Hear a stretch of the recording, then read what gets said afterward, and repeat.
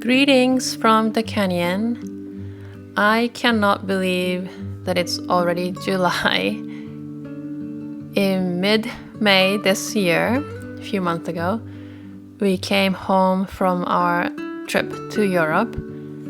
A few weeks of family time with Frido's parents in Germany, followed by 6 or so days in Iceland.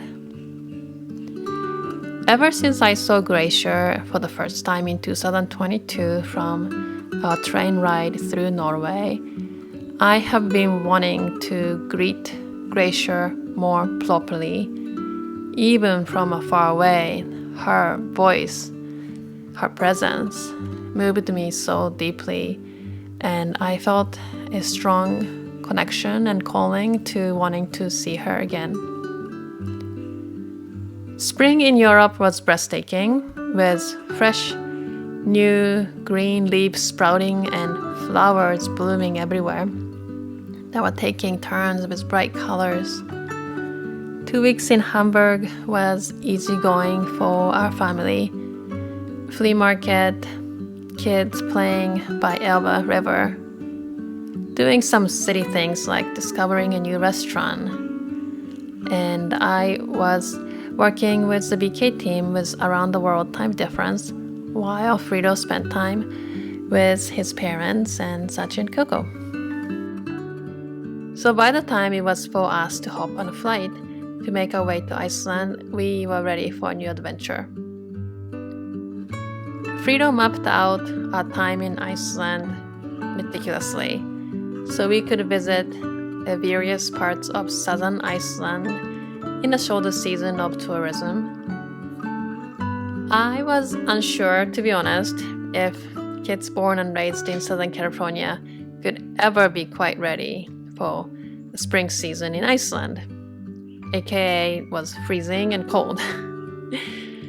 But our family layered as many California clothes as possible and braved our days. When I close my eyes and trace back our days in Iceland, there are so many incredible moments that stand up to me, but what made this trip so meaningful for me personally was the amount of water elements I was surrounded by. As we drove through the main road, we saw water seeping out of the high cliffs everywhere, creating a series of cascaded waterfalls. We met so many waterfalls, inside and outside of the waterfalls, from behind the fall to the front of the massive drop, each with such a unique character. We were completely soaked and drenched all the time in a freezing temperature whenever we visited waterfalls, but all the wild elements made us feel so alive in our bodies.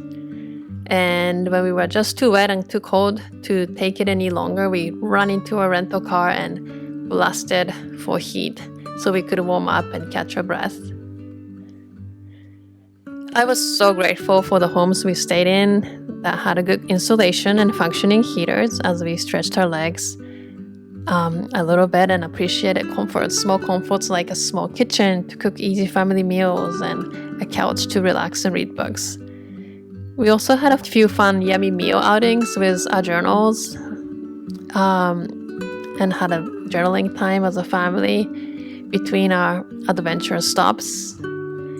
Kids are a little older now, and there are a few things that we could do now that we couldn't do before, like going out to restaurant in a relaxed sort of mindset, and those are really fun to experience.